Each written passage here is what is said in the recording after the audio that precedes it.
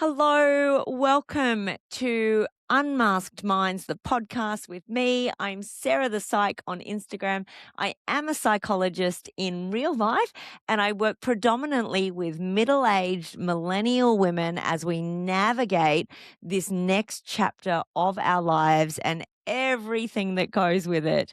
I like to think of it more as a friendly conversation where we're on the same side and we're just unpacking all of this stuff. And I just happen to have some useful information because I'm a psychologist. So let's get into it. We've just done part 1 and part 2 of the couples series. Number 1 was about getting back on the same team, getting back on the same page, getting back to a place of feeling safe with our partner and being able to then have vulnerable and difficult conversations. Part 2, which I think was episode 11, was then about conflict, managing conflict and communication in relationships. And we really touched on the Gottman 4 horsemen, noticing what comes out when we are in these situations, when we're feeling like things aren't going our way, when we're feeling triggered. Is it criticism, contempt, defensiveness, or stonewalling? After that, I'm going to talk about the next most requested thing, which is sex. Let's talk about sex, baby. Let's talk about you and me. Come on. Did any other ADHDs do that, or was that just me? Okay. So, sex in relationships. It is such a common thing for millennial women to come to me and say, my partner wants more sex than me, and it is a huge problem in our relationship. He wants more, I don't. We go to bed at night. I feel the wandering hand coming over and my body reacts and I don't want it. So I pretend to be asleep, or I say I've got a headache and this is a pattern. And then I say, "Oh, why does this matter to you?" And they say, because I don't want to be like this. I love my partner, and intimacy is, or at least used to be, important to me. And I can see how it's making them feel. And I don't like that, but I just don't understand why I have zero sex drive with someone who potentially I used to have a great sex drive with. Why am I not feeling connected or compatible or wanting to have sex? And we're going to unpack that today. I guess the first thing to mention when it comes to women in sort of their 30s, 40s, 50s, and we're talking about sex and the reproductive system, we need to acknowledge the role of hormones. We need to introduce perimenopause. And I'm not going to go into that. I have a whole episode on perimenopause, but one of the biggest symptoms or most reported symptoms people discuss or notice in perimenopause is their sex drive.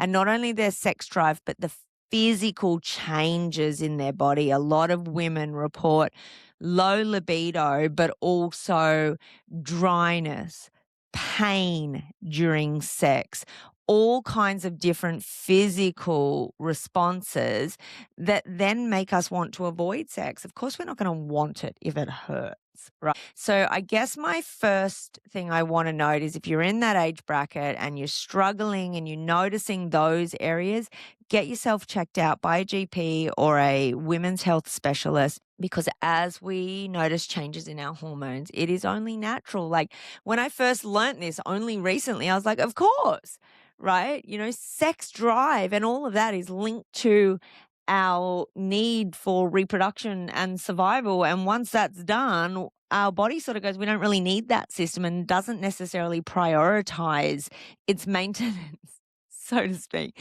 So that is one thing to get checked out. The next thing I talk about with women who are feeling disconnected from either themselves or their partner intimately, I like to talk about stress.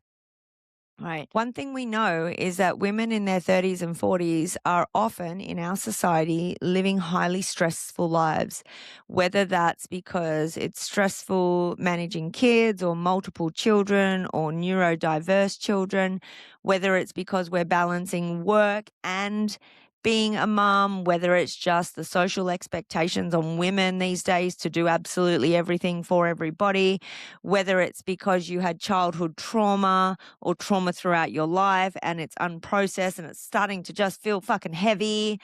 All of these things contribute to impacting our nervous system, okay? Now, if we live in a chronic state of stress, a chronic state of fight or flight mode, that is a problem. Our fight or survival system in our body exists to keep us safe. It exists so that if we are in danger, we have the ability to switch on a certain part of our brain so that we can survive that danger. Now, this is primitive, right? All animals have this, the basic fight or flight survival response. You know, if I was a cave person 200,000 years ago and I walked outside my cave and a lion who was clearly hungry came up to me, I want my fight or flight response. I want the amygdala in the back of my brain to kick on. I want my thoughts to start racing. I want the blood to start pumping through my body. I want my breathing to get faster so that I can oxygenate the parts of my body that are going to be needed to either run really fast away from this lion or to fight. So to flight or to fight this lion. So we do what we know, and everybody is pretty familiar with this. When we're in fight or flight response, we get these huge physiological shifts in our body. We get cortisol and adrenaline just pumped through our system. It's like this super drug, you know, like how there's stories of women lifting cars off their children and that type of thing when they're in fight or flight, because it's like this superhuman power that we get because it just gets delivered to us so quickly. We get the heart racing, we get the heat, right? Because our system is working so hard. And then the idea is that we have all of this energy and adrenaline and fast thinking and oxygen so that we can get away from the lion. And it's not really supposed to be a long-term thing. We get away from the lion and it takes a lot longer for us to regulate once we get away from the lion and to calm down and for our body to feel safe again. Now, we still want that response in modern day society. I still want, if I'm walking down the road and a car or a truck starts coming toward me and clearly its brakes have failed and it's hurtling towards me and my children, I want my fight or flight mode. I truly do. I want that to kick in. I want that energy. I want that adrenaline. I want that quick thinking so that I can get myself and my children to safety. Avoid, run away from the truck, hide from the truck, whatever you've got to do. I want to be able to get safe. And I'm okay with lying on the side of the road for a good couple of hours after that going, holy shit, we made it. So the problem is when our brains and bodies were created, it was created for survival, right? For those predators coming at us. We have that system to survive those short bursts of threat. But in modern day society, the threats that we have trained our brain to respond to are not lions and tigers chasing us. They're not cars coming toward us every single day. They are more psychological threats that we've been conditioned to fear. You know, some of the basic ones that I work with most women are, you know, fear of failure, fear of unworthiness, fear of letting people down, fear of not being enough. All of those fears exist within modern society, and depending on your upbringing will sort of dictate or play a huge role in how big that is for you. But if you have a nervous system that responds to those fears like you're being chased by a lion, then we're going to start to have a real problem because we are going to be in this chronic state of stress, right? The chronic, I'm being chased by a lion every day. I'm going to be chased by a lion every time my kids ask for something, every time I can't do something, right?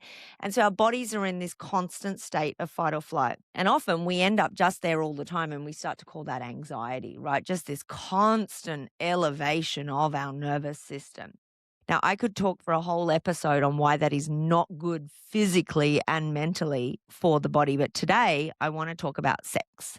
When you are in this constant state of fight or flight, it is exhausting and it takes a lot of energy. And so our body will prioritize the systems that are helpful in keeping us alive, that are helpful in helping us run from the lion. So like our lungs and our heart pumping, the production of all the things that we need will get prioritized over systems like the digestive system. Have you ever noticed when you're feeling really scared about something, really nervous, that you get interruptions to your digestive system, whether it's as simple as a nervous poo or a nervous wee or a nervous vomit before you go out and public speak, or, for someone living in a more chronic state of stress or anxiety, it's, a lot of people do notice IBS symptoms and things like that, real disruption in our digestive system, a lot of things like insulin resistance, a lot of holding more body weight than usual because our metabolism is on, off. Do I need that today? What's going on? So that is one system that we really start to notice huge impacts on when we're in a chronic state of stress or anxiety. The other system is the reproductive system. Now, I'm not here to talk about the research on fertility or anything like that, but I will point out there is a lot going on in that space. What I want to do is really simplify it down to the point that says if you are in an unsafe environment, or if your brain or body perceives you to be in an unsafe environment, then that is going to impact your libido.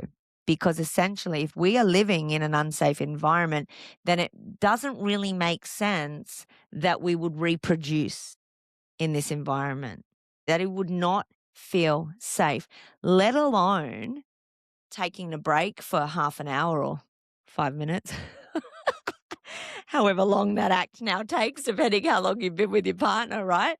I should delete that. I'm probably not going to, but I should. If you let your guard down and be intimate with your partner, then essentially, if there's a lion around the corner, you're putting yourself at risk, right? So really starting to recognize that our sex drive and our libido and all of that is affected by how safe we feel in our environment. So if there's a lot of stress going on at work, or you're not managing the stress in your day-to-day life with the kids, then it's going to feel like you're taking that out on your husband, because as soon as he or she reaches over, your partner, I should say, as soon as your partner wants to be intimate with you, it is the last thing your body has energy for. And I've just seen a huge shift sometimes in clients when I talk about that. It's not necessarily because you don't love your partner anymore. It's not necessarily because you don't value intimacy, but it could be because of the constant stress and pressure in your life. Your body has just turned that system off. Yeah. And it's just not responding the way you would like it to. So in saying that, of course, there's things we can do about that. Of course, we can go and work on your hormones. Of course, we can work on the stress and anxiety in your life. Now, sometimes it's about just communicating that and saying, hey, I just want you to know that I see it. I know it's a problem. I'm laying there with my eyes closed, feeling terrible for this. I want that too, but I can't fake it. My body isn't producing all of the things that make that feel safe and enjoyable for me right now. So we've got to do different work. Maybe the work is on removing and changing the stressors in your life. Is it really worth it in our relationship that we're stressing and putting all this energy into all these other areas, and our intimacy and connection is suffering as a result of it? Sometimes it's about having really vulnerable conversations as to why you're feeling disconnected with your partner, and why something that is happening in the relationship is causing you to go into fight or flight mode and therefore not want to be intimate with your partner. So let me explain that one, right? So what I see a lot of is, as we are in this stage, we've got young kids, we're doing our roles, we are like ships in the night. And from the woman's perspective, she might be starting to feel underappreciated, unseen. She might be starting to not feel attractive, to feel loved and connected with her partner. Yeah. And women will need connection generally on a different level to men. That is just biologically true. So, I have a lot of women come and say, he just wants to have sex. And for me, that has to start with cuddles on the lounge. It has to start with the dishwasher being emptied when I ask for it to be emptied. Because all of those things are the things that are causing me to feel stressed, that are making me pull back from him, that are triggering these feelings within me that are making it unsafe to be intimate. So if I actually read some of the questions that came through, I'll read two of them. One was, we used to be so good in bed. Perimenopause has destroyed my libido. What the actual fuck? I hope I've addressed that in really normalizing that is a thing and that is not your fault. But with the right support, you can see significant changes in that area. So I do have a whole nother episode on perimenopause. But if you can look at understanding that and supporting yourself as your hormones reduce, then that can be really useful for you, and even communicating that to our partner. It is not that I'm finding you less desirable. I used to love being intimate with you and I want to be back there. My body's not responding. So help me to navigate that. That can be a really powerful conversation. Another question or comment I've got here is, how do I deal with the fact that I'm getting the ick when my husband tries to be intimate with me? And I think to answer that one, we've really talked about recognizing that the ick could be coming for a number of reasons, maybe just so much stress that system in our body is not thriving at the moment. And so we need to work at how do we get ourselves feeling safer, get our nervous system thriving a lot more so there's a chance that system comes back online. Secondly, what are those discussions that need to be had in the relationship? Going back to the episode just before this, what are the difficult conversations that need to be had about your needs? Are you asking for your needs to be met? Are you being clear? If your libido does exist and it is able to be turned on, but it's just not doing it for you when he rolls over in the middle of the night and does a boob grab, are you communicating that? Are you saying, darling, I do really want to be intimate with you, but for me, it starts hours earlier. For me, I need you to be helping out and getting the kids to bed so I'm not just fucking exhausted when you come for a boob grab. Are you advocating for yourself and your needs so that intimacy is accessible for you? Now, I'm not sure if I've done this topic justice. I just know that there's quite a few things that I talk about regularly with clients. I certainly know for my husband and I, we go through phases where intimacy is not as great. In the scheme of things, we would say we have quite a healthy and regular sexual and intimate relationship. But we certainly go through phases where it gets a bit boring. I know I recently said to Rob, we're having sex about once a week and I know it's good and I'm grateful for it. It does provide connection, but it's getting a bit boring. It's getting a bit predictable. And when you go for that rollover or when I do this, I'd like it to feel different, because even just the fact that it's being a bit boring and predictable is meaning I don't feel like it as much. Now, there's no shame in saying that, because we're both just really busy and we do our thing and you get into, that works. That works for both of you. So let's just do that. Let's not have to think about it. But, we also then made a commitment. Yeah, you know what? We both feel like this and neither of us was saying anything. So what can we do to change that? And changing it wasn't, well, let's just introduce something spicy into the bedroom. It was more about what needs to happen earlier in the night or in the morning. A big one was getting the kids out of our bed, because that really messes with the ability to be spontaneous. So in order to improve our sex life, we focused on the kids' bedtime routine. And I know it doesn't sound sexy, but when my husband was coming in and truly helping to get the kids to bed and then they weren't in our bed, I'll tell you what, my body was responding to that. So it feels like such a serious topic. And I think it's one that we, due to shame or just not having the skills to talk about, we don't talk about it with our partner. We don't say, this is how I'm feeling, because often it is met with defensiveness. We've been in stages where I've said, hey, I'm finding it a little bit boring and repetitive. And this is no shame on my husband. I don't want to share too much that feels too personal, but this is regular stuff that happens in marriages, right? You're doing something and it's working for a while and it's not working for a while. Often when someone says that to the partner, they get defensive, well, you're not doing this. You're not initiating sex. Like, come on, who hasn't had that conversation? I want you to initiate it more. Well, I'm not going to initiate it more. And we get in this defensive back and forth, right? If we actually listen and set a safe place for our partners to listen to us and hear us, we can have some really great conversations about it. And often your partner just needs to hear that I'm not okay with this either, that I would like more intimacy, but it's not as simple as just doing the deed for me. This is what I need to see to be there. And I need you to step in and support me on some of these things. It might be so much as I need a little bit more self-care. I'm just feeling really uncomfortable in my body at the moment. And so what I need is for you to support me to move my body, go to the gym, go to Pilates, maybe get my nails done, maybe get some waxing or whatever. And then I would start to feel supported, and that is going to sort of unlock things to feel safer for me to be more intimate. So I'd love to hear your thoughts on this one. Potentially a bit risky talking about sex and sharing some personal stories on here, but hey, it's what I do.